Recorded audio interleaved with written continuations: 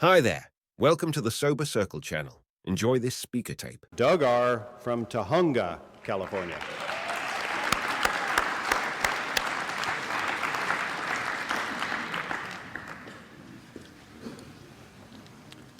Hi, everybody. My name is Doug Rowell, and I am a grateful alcoholic. I'm grateful to be an alcoholic and grateful to be a member of Alcoholics Anonymous. And if that sounds strange to you, that's because you're new. You know, people who have been around sober for a while understand it's a good thing to be an alcoholic. When you first find out you are one, it's not that exciting.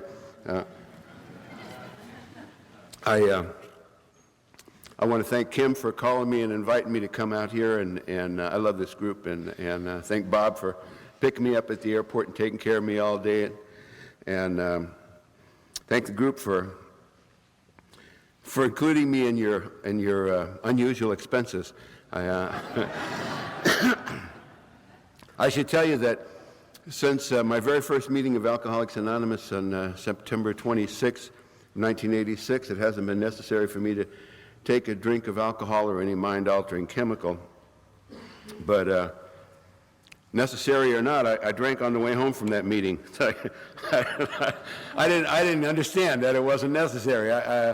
There was a lot of things happening there, and I didn't get the non-necessary part. So I actually, and I needed a drink. So I don't know. I actually do have a sobriety date. Sometimes I forget to tell people. It's my actual sobriety date is June 7th of 1987. So I was around AA for a while before I decided I was going to stick around and stop drinking. I went to my first meeting to sort of see what was going on here. I had a couple of friends who had gotten sober, and their lives seemed to be better. I sort of missed them as drinking buddies, but it looked like they were into a good thing. It was good. I was glad they got sober, actually, because they were not good drunks, and they were fun, but their lives were falling apart. You know, not like mine. And so I had mine almost together. It was any day now. I'm going to get it back together, and so I went to see. Somebody had told me if you want to go to a meeting, if you want to go check out a meeting, go to this big speaker meeting at Valley Presbyterian Hospital in Van Nuys. It's a big meeting. It's a big speaker meeting, and they'll leave you alone. And it's a meeting about like this, a couple hundred people, and they lied to me. People don't leave you alone at AA meetings, you know. If you're new here and you just showed up here, chances are somebody has already come up to you and said, "Hey, are you new? Welcome to the." It's like, because I didn't really want to talk to anybody. I wanted to observe, and I told people too. I'm not here to join up. I didn't even sit down. There was a meeting like this with doors at the back, and I stood on one side of the door with my arms crossed, like in my "leave me alone" pose, and. But they didn't, you know. Some people did, but people come up. "Hi, are you new? I haven't seen you here before. How long are you sober?" You know, I'm not a member. I'm like auditing the class. You know, I'm just checking it out. All right, you know, I'm sort of just go on with your little meeting. I'll stay back here. "Well, we hope you find here what we found here." Yeah, whatever. You know, there's some chairs over there if you want to sit. I get it. I see people come in, put down a purse, put down a jacket, put down keys. No purse, no jacket, no keys. That seat's available. I'm a figure-outer. I got that. I don't know if I'm going to be able to stay, and so I'm just checking it out. You know, I may have to leave, you know, and I don't want to get up and cause a scene. Excuse me, and, you know, interrupt your whole, so I'm going to stay back here by the door. All right, you know. And I wish, now I don't wish I had gotten sober 20 years later, but I do wish that they had Bluetooth, you know, because there's nothing really that I know of that says I'm very important, I may get a call any minute and have to leave, than a piece of flashing electronic jewelry, you know, just. And they didn't even have cell phones when I got sober. I mean, they had mobile phones, but they were big. They were in briefcases. Only rich people had them. But most people didn't have. But people had pagers. I didn't have a pager. Nobody wanted to contact me. It'd be pointless for me to have a pager, you know. But I had what I did have. I had a garage door opener that I got at Goodwill, and it had like a belt loop thing on it, you know, and I would carry that on my belt. And so I'd look like somebody might want to contact me. And if I got tired of talking to you or my drink alarm went off or whatever, you know, I just go, I got to get this, you know, see ya. And then some wise ass would say, what is that? Looks like my garage door opener. Yeah, it's a combination, garage door, pager, TV remote. It's like the coolest thing. Anyway, so I'm back there at the door, and there was another cool guy on the other side of the door doing the same thing I was doing. They both had our arms crossed, leaning against the wall. I go, okay, this guy is cool. We're like the cool section of this group, and so we were so cool we didn't even talk to each other. We were like, and people were nice. I remember people were nice at the meeting. Everybody was, you know, saying, keep coming back. Yeah, we'll see. And people in my life were not saying, keep coming back. You know, people who knew me and loved me were saying, don't come over here. Stay away, you know. Hey, it's Doug. Are you going to be home for a while? Because I'm going to come over and visit you guys. No, we're not, Doug. We're just walking out the door. Man, I don't know when we'll be back. Long time, though. Don't come over here. Okay, love you, Mom. And I got uninvited to a wedding in 1985. They, don't get me wrong, they invited me. They sent me an invitation and I RSVP'd, and I think they got the thing and said, Doug's coming, you know. And the wedding is Saturday morning. I get this call Thursday night. Hey, hi, Doug, it's Bob. Hey, how you doing, Bob? How's Carol? Oh, she's good. Hey, you guys nervous? Yeah. Yeah, actually, that's what I called about. Carol and I were talking, and we'd like for you to not come to the wedding. And, you know, I mean, that's cool, isn't it? You know, we'd like you to not come to our wedding we already invited you to. I already bought them a present. It's wrapped and sitting on my dining room table, and they're calling to tell me not to come. But I wasn't offended. I wasn't even curious. I got it. I totally got it. I thought, good idea, you know. Because we had all been at a wedding the weekend before, and I mooned the bride's mother. And I didn't go there to moon the bride's mother. It just, you know, everybody was having a good time, and we were celebrating their matrimony, and I was so just feeling good with an open bar. Good idea. And let's invite Doug and give him all the free booze he wants. And so everybody's dancing, and I'm up by the bandstand, and just as the song is ending, I thought, you know what would be funniest to show my ass. It just seemed like the funniest thing that could happen. And so as soon as it ba-da-da-da-da-da, and they stopped, and I, hey!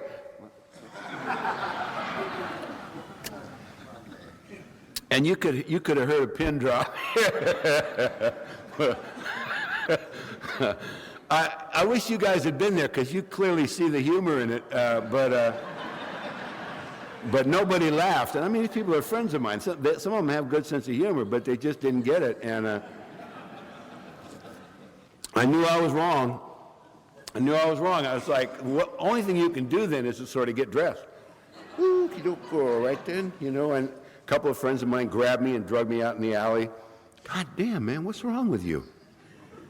Jesus Christ, Doug, you mooned the bride's mother. Excuse me, you know, I thought it was the groom's mother. Hey, I'm sorry, it was at the reception. I didn't do it in the ceremony, for Christ's sake. What am I, an animal, you know? And he gave up. You could see him go, give up. Somebody nicknamed me Doug Sgusting, and that stuck for years. And so when I came to AA, and people were being nice to me, I thought, okay, this ain't bad. And they started the meeting, and they had a birthday that night, and I didn't know what a birthday was. Birthday, and they said, we have a birthday for Ruth for 18 years. And like Ephraim did, took an 18-year cake tonight. They had a birthday. And, excuse me, I got a little bronchitis. I'm not apologizing for being sick, but I may cough up here. Anyway, I was looking around. They said they had an 18-year birthday for Ruth, and I'm looking around for Ruth, some, 18-year-old tiny hiney. It's like, where's Ruth? And I'm looking for, and all of a sudden Ruth gets up. I know it's Ruth because she's coming up to the podium in the front of the room, and she's 50 if she's a day. And I thought, God damn, if she's 18, she should stop drinking.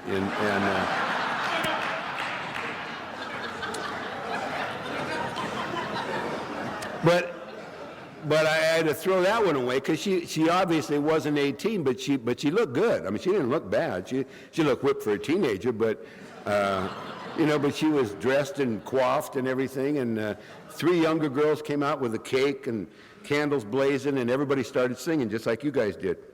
Actually, very much like you guys did. In 4 different keys at the same time, and some of the people were not even committed to the key they started in, and I have a musical background. I was a little put off by this. I thought, all these people here, somebody must be able to. They had a piano on stage. They had a stage thing and a piano on it with a sheet over it. And I thought, somebody here has got to be able to play piano well enough to play Happy Birthday. I could do it, Maybe I should run up and yank that sheet off of there. Hold it, people. Here I come to save the day. But I already told them I wasn't staying, so I got no lines. I told everybody I wasn't staying, so, I'm going to run up there and save their... It's a short song. I can handle it. And so then Ruth gets up the podium and says, "Hi, everybody. My name's Ruth, and I'm an alcoholic." And everybody's like, "Hi, Ruth!" Oh, God. Oh, this is some level of lameness I never imagined existed. And she said, "I want you to know that over these last 18 years of sobriety, I've attended a meeting of Alcoholics Anonymous every single day. 18 years, every single day." And people were going, "Wow! Oh, yes, she does. She never misses." And I'm in the back, like everybody seemed to be impressed with it, but me, I'm in the back going, You a little slow, ain't you, Ruth? You are not the sharpest pencil in the box, honey. Because I don't know how long it'll take me to get this deal if I want it, but I know it's not going to take every day for 18 years. I'm a quick study. I'm a hum a few bars and I'll fake it kind of guy. And and then the other cool guy starts coming over to me, and I thought, what is he? And then I realized he's not cool. He's a member. I don't know why he's back there. I mean, maybe he's got the newcomer catcher commitment or something. But he comes over and he's got his hand out and he says, "Hey, I'll tell you what. You stay sober a year, we'll give you one of them cakes."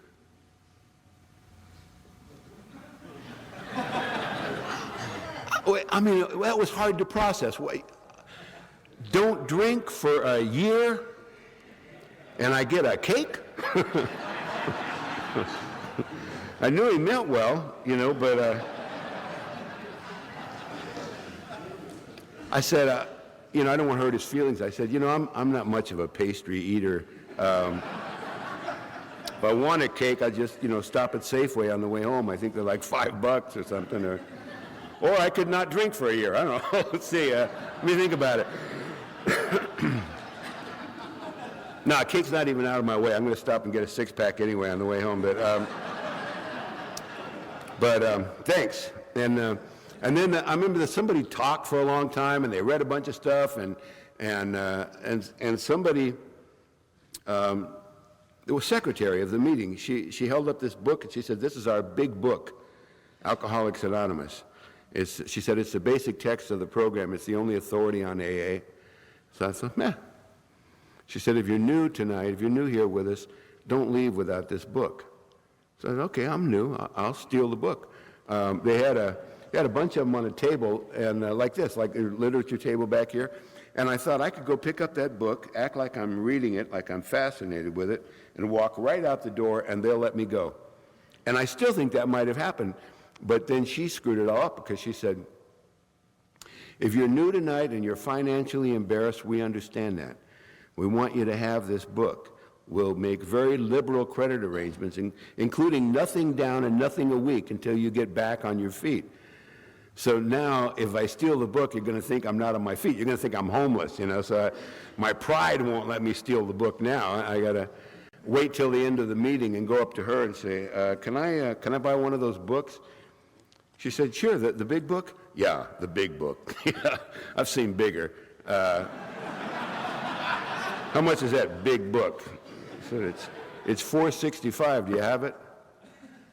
I said, $4.65 for a hardcover book. Yeah, I think I can handle that.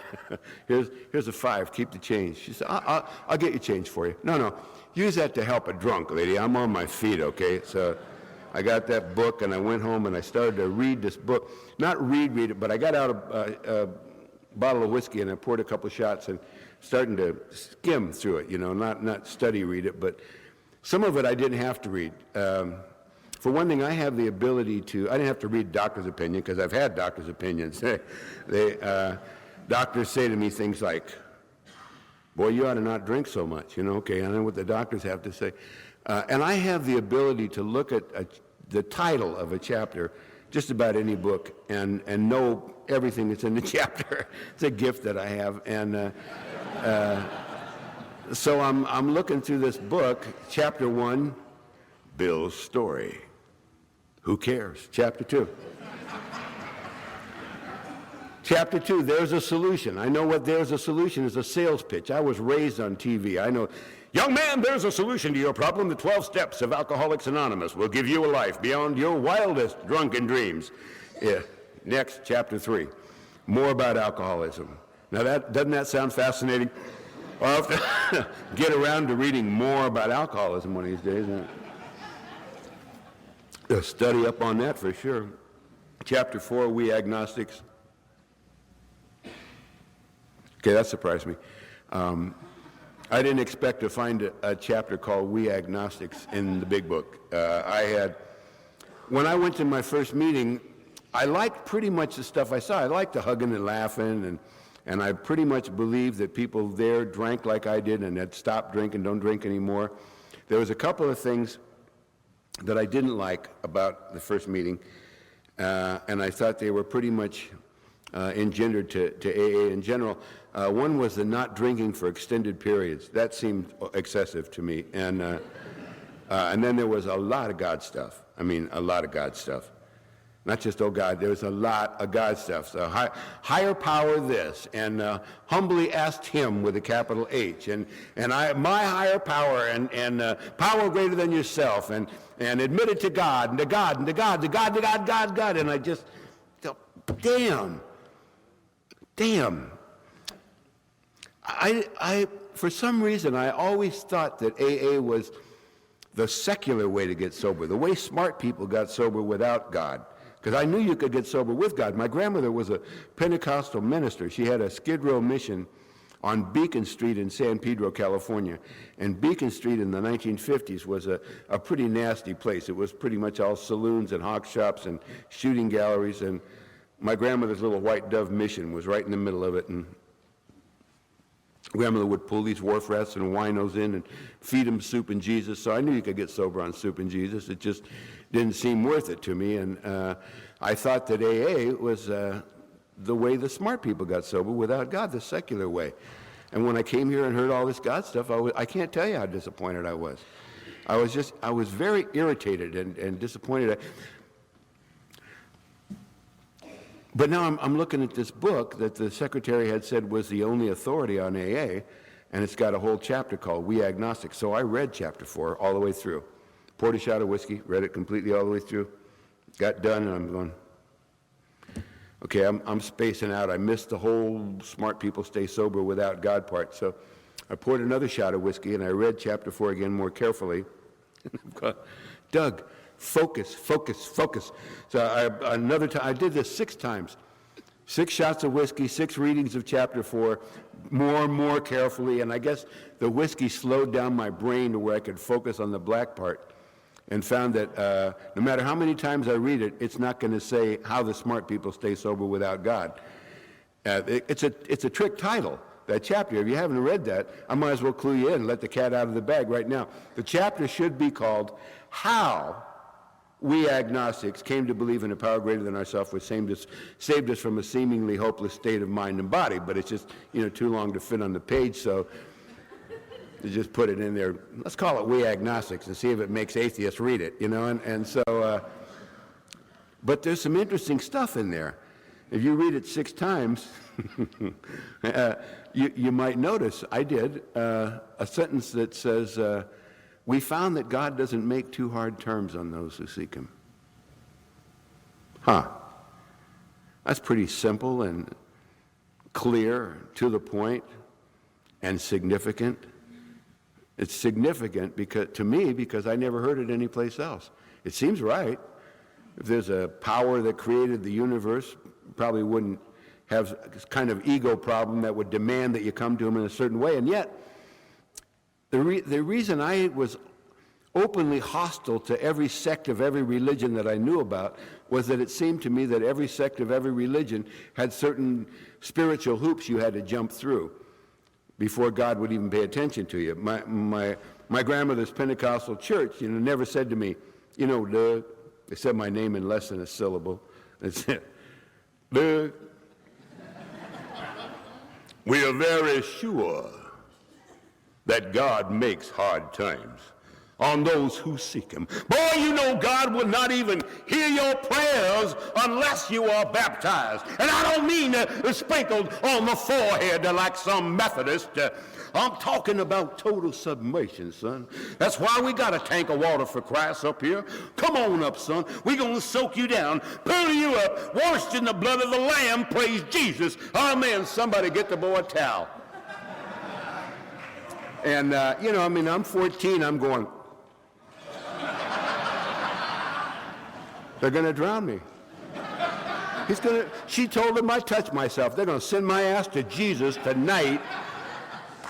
And that's when you start thinking on your feet. You know what? I got brand new jeans on. They're shrink to fit. Next week I'll wear like a wetsuit or something because I'd love to get in that Jesus tank. But but I mean, if you go, okay, well, all right, the Pentecostals are a little over the top. I'm talking about every sect of every religion that I knew about. My girlfriend was a Catholic. She had to go to confession, communion, confirmation, a bunch of other cons, so she could learn how many Hail Marys and Our Fathers were required to cleanse her soul of the various kinds of sins. You think I'm kidding. Catholics in here, no, I'm not. Various kinds, they got them categorized over there. Venial, menial, cardinal, mortal. Some of them you don't even have to do them. If you think about them, expressway to hell, partner. And think about them? Yep, sorry, that's the way it is. And it's like, that she would do all that stuff. Her whole family would jump through all these hoops that they needed to jump through it. They were happy to do it. It made their life a joy, and they still couldn't talk to God. They talked to God's mom. Hello, Mrs. God, it's Julie. No, don't wake him. Just tell him I love him. Okay, bye. I never understood that. My friend Michael was an Orthodox Jew. And they were, I don't know, it was a strange kind of culture in that house. It was a warm, loving place to go. I'd like to go over and visit their house, but Michael and his brother had to wear spit curls to school. What kind of God joke is that? And I'm sorry, I just didn't get it. I guess they were happy to do it, but I go over to visit Mrs. Rothberg. Doug, welcome to our home. It's an honor to have you. Would you like to join us in some wine and challah? I go, some what? Would you like to join us in some wine and challah? I go, well, I'll have some wine. I'm not much of a pastry eater, and then there were Buddhists and Hindus and Muslims, oh my. And so I just said, at some point in my life, I just said, okay, I'm going to, I looked at religions and I found them interesting and everything. And finally, at one point, I just said, okay, I'm going to put all the religions of the world on that side of the line, and I'll stay over here and make fun of them. And that was my whole program when I got to AA.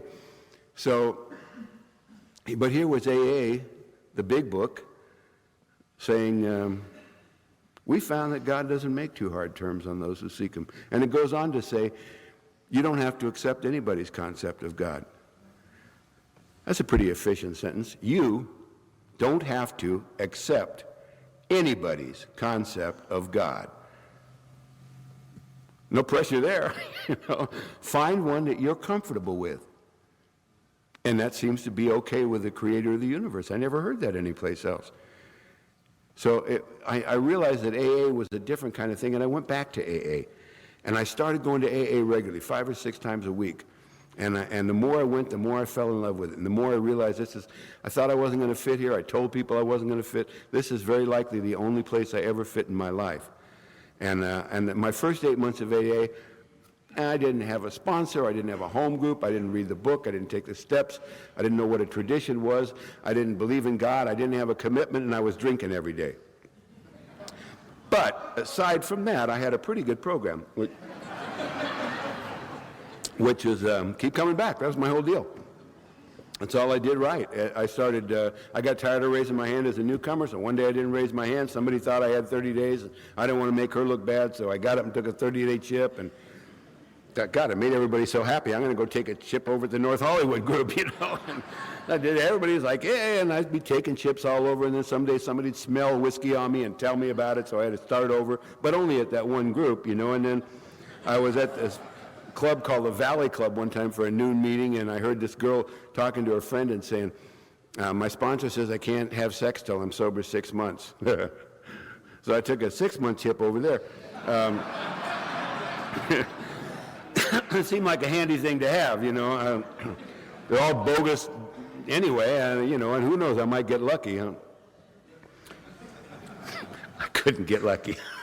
I guarantee you, if I could have got lucky, I would have got lucky. I couldn't have got lucky in a women's prison with a pocket full of pardons, but I wanted that blue chip just in case,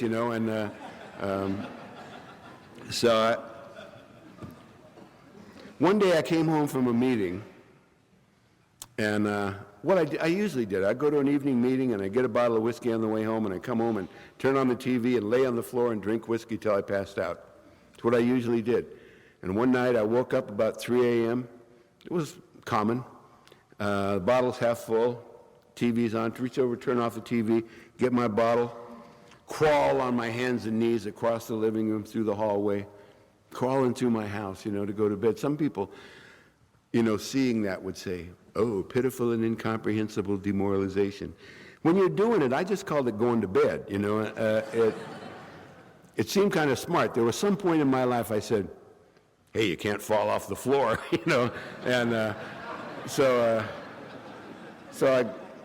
but this night I crawled into my bedroom and I stood up to get undressed and I fell. I just lost my balance and fell on my knees next to the bed, and I spilled this whiskey all over the bed and picked up the bottle. There was some left, but I set it in a safe place. There was a lot in the bedspread. So I set the bottle in a safe place and I grabbed the bedspread and I started sucking whiskey out of it with a passion. And a voice in my head said, hey, man, that ain't right.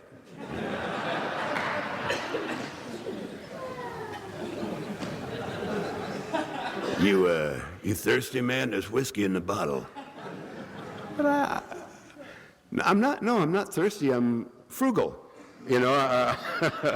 I'll waste my life, but I ain't wasting a drop of good Irish whiskey. I'm sorry, But I looked at what I was doing. I thought, I've been going to AA for 8 months, and I haven't learned how to not suck whiskey out of a bedspread. Something's wrong. Something's wrong with this. Maybe I'm some hopeless loser. I know that there are such things. I hear people talk about hopeless losers that can't get this thing. I hear people get up and take cakes and things all the time and say, if I can do it, anybody can do it. It's not true. There are hopeless losers. There are people, the big book says that there are people who are constitutionally incapable of being honest with themselves. And even some of them can get sober if they have the capacity to be honest. But there are people who can't get this thing. And at that moment, I thought maybe I am, which is a horrible, horrible thing to think about yourself. And because by this time I've been going to AA for 8 months, and I kind of expected that someday I would get sober. I didn't know what to do. I was out of ideas. If you're new here tonight, I don't care if you've been in and out of this thing a number of times, if you're brand new here, but if you're out of ideas, It feels hopeless, but it's a great place to be. Out of ideas is the best thing you can be when you're new in Alcoholics Anonymous. I was out of ideas and I did a dumb thing. I said, God, if you're there, please help me. That's the end of it. I don't even know if I knew it was a prayer when I said it. Probably did, but I didn't think anybody was listening. I went to bed and I went to sleep. And over the next couple of weeks, weird things happened every single day. I'd go into Vaughn's Market in the liquor department, somebody from AA's, pushing a cart towards me. Hey, one day at a time. I'm in a restaurant in Burbank. I start to order a margarita. The waitress is somebody I know from AA. I go in my favorite neighborhood liquor store. And there's a guy from AA behind the counter of my store. Never been there before. Hey, what are you doing here? What are you doing here? And this was happening every day. And after a couple of weeks of it, I'm on the way to work one morning, and I just killed a half pint of Bushmills, and I don't keep empty bottles in the car. They're illegal and useless.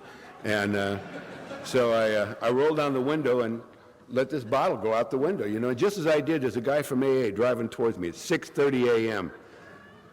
And he sees me, and he waves just as I let go of this bottle. And ding, ding, ding, ding, bing, ling, And I saw him, whoa, and I thought, where the hell are these people coming from?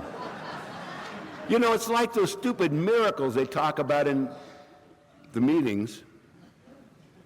And I pulled the car over the side of the road for a minute, and I remember that I had been on my knees and said, God, if you're there, please help me. And it was the day after that all these weird little things started happening. Every time I reach for a drink, there's somebody from AA in the way.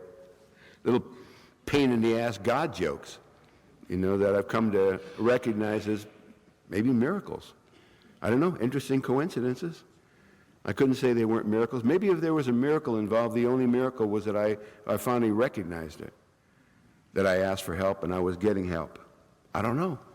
But I sat there in the car that morning and I came to believe that a power greater than myself could restore me to sanity. And I decided to give it a chance. Give it a chance. And that was the beginning of my sobriety. And it was the beginning of my hearing the music of Alcoholics Anonymous, which I can't explain. There's a rhythm and a harmony and a melody that runs through this thing. I told you I have a musical background. And there's a music that runs through and makes all the words make sense. The words used to make me crazy. People talk about give it away to keep it and surrender to win. A good example is when I had 30 days of sobriety. I went to take my first honest 30-day chip. It was at the Burbank group on a Thursday night, and Thursday's cake and chip night over there. And I went there to get I had enough chips to open a casino, but I hadn't earned any of them. And now I got 30 absolute clean, sober days, and I went over to Burbank, and they said, anybody for 30 days? And I got up, and I took my chip, and I said, I'm Doug, I'm an alcoholic. And they said, hi, Doug. And I felt like a member. I felt like a member of Alcoholics Anonymous. I understand the traditions today, and I know that I was a member before that. I was a member even before I stopped drinking, if I said I was. But I felt like a member, and there's a world of difference. It's the difference between lightning and lightning bugs.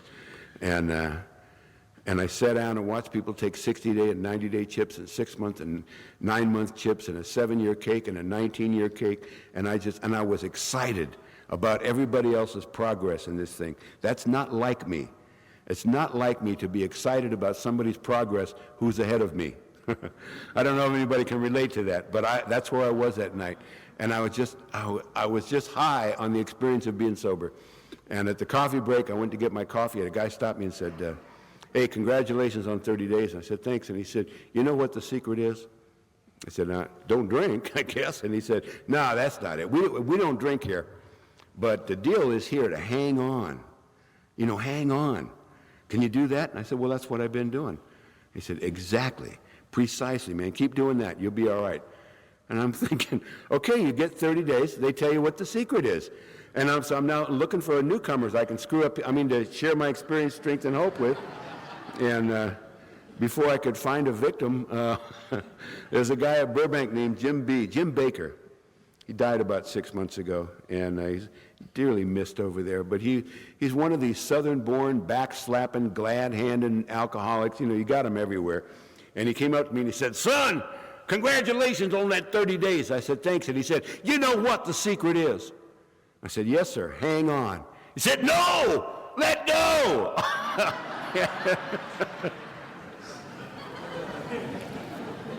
Okay.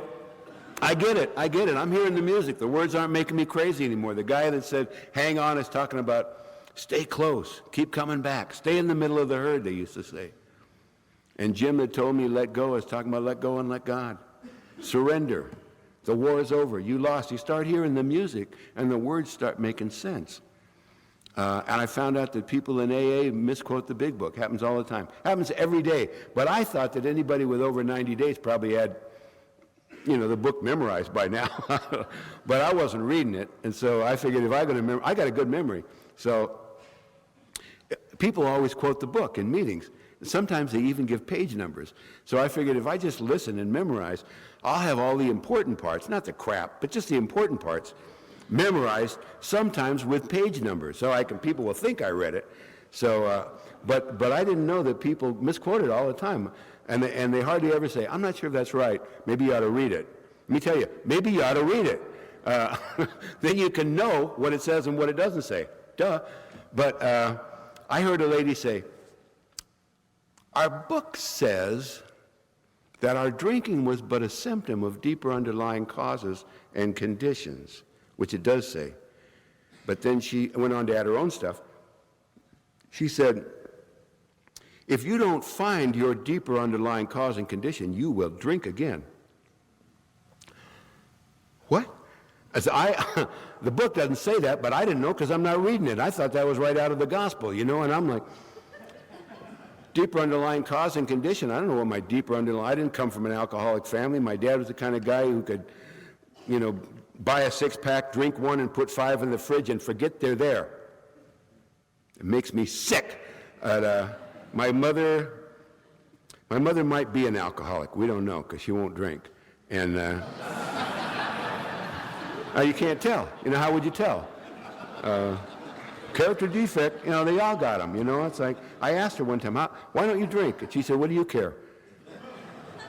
I said, "Well, because I just wondered if you're an alcoholic. You know, there's such a thing as a genetic predisposition. It might be your fault I'm a drunk." And she said, "Well, I don't know. When I was young," she said, "when I was young, I drank. And every time I drank, I got sick, stupid, and obnoxious, so I just quit." I said, "You got to drink through that, Mom. You know." I'm preaching to the choir now. I mean, the promised land is beyond the stick, stupid, and obnoxious. But she doesn't get that. She doesn't have the tenacity to make this program, you know. She thinks we like falling down. but so I don't know.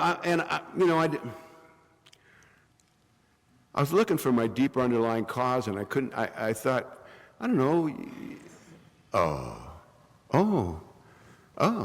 When I was 24 years old, I moved from Orange County, California, up to Hollywood to try to make a foothold in the music business, try to start making a living in the music business. And I would meet people, and I would, network, as they say now, and I might end up playing guitar on somebody's album, or, co-writing a song, or singing background, or playing harmonica, getting a kind of a foothold in these people. And then I was living up in Hollywood, and a show came to town called Hair, opened at the Aquarius Theater. It was a Broadway show about hippies, and I was a hippie. So I wanted to see what it was about, and I went to see it, and it was beautiful. I mean, I like Broadway shows anyway, but this was like a Broadway show about me, It's like naked people got naked, and they screamed rock and roll, and they, smoked dope on stage, and I'm like, oh, this is great, man. And excuse me, one character named Burgess swung on a rope and screamed rock and roll and stripped down to a loincloth, went out and harassed the people in the audience and spare change people, and sex-crazed speed freak, leader of the tribe. I said, I could do that. So I called the Aquarius Theater the next day. I said, hey, I'd like to be in your show. And you couldn't do this today. This is not, the world's different today than it was in 1969, but I called the Aquarius Theater, and I said, I want to be in your show, and they said, can you sing? And I said, yeah, I sing my ass off. They said, what's your name? I told them. They said, what are you doing Friday at 1 o'clock? You tell me. They said, get some sheet music and come on down. You got an audition, 1 o'clock at the Aquarius Theater. Cool. So, like Friday morning, I want to really, I know this is a dancing show. I thought, these people are Broadway chorus gypsy dancers, you know. And I don't know, I'm the guy up on the bandstand playing guitar or bass or something and watching people dance. I know what good dancing looks like, but I never tried to do it. And so but I think maybe if I sing good enough, they won't care I can't dance. So, practicing this song, and I broke a string on my guitar. And hippies were like, oh, bad karma, dude. You know, so I went into my roommate's room to see if he had the string I needed, and it was right on his dresser, and it's a little D-string envelope. Good karma, dude. So I picked up the envelope, and underneath the envelope was a little white capsule, which I didn't know what it was. I wonder what this is. Well, because we didn't have a PDR. You pretty much had to swallow test everything, you know. It's a good test. Forget about heavy machinery and motor vehicles, you know. Whatever it does, that's what it does. And if somebody dies, don't eat the green shit. It's really easy. And this turned out to be THC. I love this reaction in an AA meeting. You say THC to woo, woo, woo. The only other place I know you can get this reaction is go to a PTA meeting and hold up a kitten. Did anybody lose a kitten? Oh, you know, we get soft over THC. Oh. If you don't know, it's a synthetic marijuana, and it's a nice little psychedelic. So 45 minutes later, when I got down to the Aquarius Theater, I floated up the steps of that theater. My hair was long over my shoulders, and it just swished when I walked, and had these hip hugger bell bottoms on, bells about that big, and no shirt on. I'm 50 pounds younger, too, by the way, and just a vest with 6 layers of foot-long red, white, and blue leather fringe. And I was a walking wind chime, walking up there with my sheet music in my hand, and I'm standing back at the theater watching these people audition, and I said, man, those hippies dance, you know. They can dance, and then, oh, listen to that gal sing. Oh, man, they're good. And I almost forgot what I was there for, and somebody said, Doug Rowell, is Doug Rowell here? I said, yeah. So I went down, I went up on stage, and I handed the sheet music to the piano player, and he opens it. Big grin, he looks up and he starts to play. Bump, bump, bump, bump, bump. I said, wow, I feel good. And I went into this James Brown number and I thought I was the Godfather of soul. And I'm down on one knee and back up again. And when I hold you in my arms, and they're nudging each other, you know. And I get done and they said, cool, man, we love it. We love your energy. Can you do something a little mellower for us so we kind of get a range? Yeah, I wasn't ready for that, but I just went into this a cappella version of Otis Redding's Dock of the Bay. I made myself cry. Piano player picked it up, and we were right in the pocket, you know, and I see them nudging each other. This kid sings, and I got done, and they said, cool, man, great, love you. We just got to see you dance. Play. So the guy started to play, and I start, you know, and I see my hair coming around. You know what trails are? And the fringe on this vest is, and I heard somebody say, Jesus, can he dance? Because, you know, alcohol and drugs did for us what we couldn't do for ourselves, and they hired me on the spot, but not for the LA show. They hired me to come here to Las Vegas, to the International Hotel. And I came here and I started playing in the Tribe, and then I started understudying the character of Berger, and then we left Vegas and we went on the road, and they gave me the pink contract. I was playing the obnoxious speed freak, sex crazed leader of the Tribe.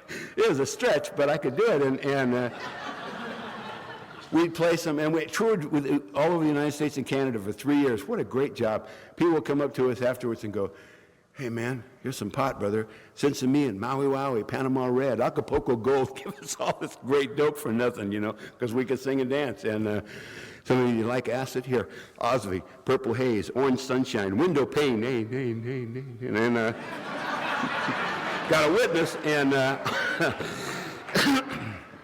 some girl would come up and go, "Oh God, I love you. Take me." Oh, okay. You know? So sex, drugs, and rock and roll, and traveling around the country and getting paid for it. It was not a bad job. But I looked back at it from my newfound sobriety, and I thought, no, they used me. You don't realize what a victim you are, when you're living it. It's looking back on it. And I called my sponsor. I said, "Hey, I found it." He said, "What'd you find now, Doug?" I was always finding stuff. I said, "My deeper underlying cause and condition." He said, oh, yeah, well, let's hear that. I said, "Hair." "Hair? Your hair? What if we cut your hair? You think you can not drink then?" "No, not my hair. Remember I told you when I was like 24 and I was a big star, I traveled around the country." "Oh, yeah, I forgot about the big star deal. Yeah. But I thought you were loaded when you auditioned for that show." And I told him too much. And I said, "Yeah." He said, "Let me tell you something, Doug. Most people, non-alcoholic people, when they go to interview for a job they really want, won't take a drug they can't identify." That's clear, I get it. So I said, I don't know what my deeper underlying cause could be. Maybe I'll get drunk. He said, "You will. You will get drunk if you swallow alcohol." So here's the deal. Don't swallow any alcohol, and call me tomorrow. Go to a meeting tomorrow and read that book tomorrow. Read the whole book. Just I want you to start reading the book tomorrow. Read it every day. If you can't read a page, if you can't read a paragraph, a chapter, read a page. If you can't read a page, read a paragraph. So you got the rest of your life to recover, but you got to stay in the middle of it. Simple stuff. Best advice I ever got. If you can't read a chapter, read a page. If you can't read a page, read a paragraph. I still do it. And my life keeps getting better. I never did find my deeper underlying cause and condition. Not really. I finally settled on trauma from circumcision. I don't remember it, but if it happened today, it'd make me a little restless, irritable, and discontented. But I'm stuck in the middle of the music of Alcoholics Anonymous. I'm living around the music. I'm dancing this thing all over the country. I get to get up in the morning, go to my 7 a.m. meeting, get on a plane, come to Las Vegas, spend all day with my friend Bob, come out here and play with you guys, and go home. I wouldn't have chosen this. I tried not to. And God wouldn't leave me alone. Thanks for letting me share with you. Thanks for listening. Please support the channel by liking and subscribing.